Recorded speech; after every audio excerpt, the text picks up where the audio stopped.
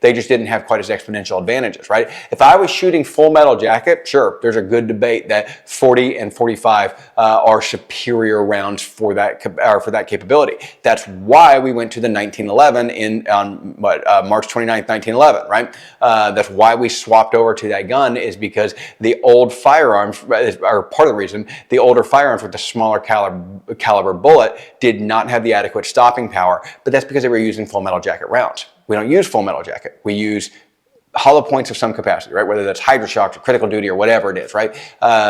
You're using a hollow point bullet in some capacity. So let's look at muzzle energy. Let's say that 45 or that 40 is leaving the barrel and it strikes its target with 100 units of muzzle energy, okay? That 9mm only strikes its target with 80 units of muzzle energy. Obviously, the 45 or the 40 is more powerful.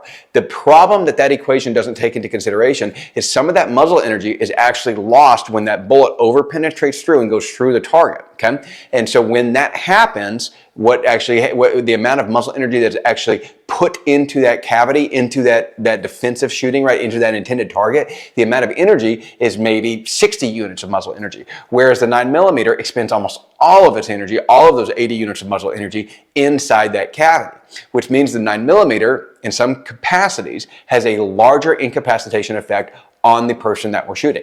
Realize that's what we're looking for. We're not looking for lethality. We are looking for incapacitation. So you have to make sure that you specify that and that you know exactly what it is that you are looking for.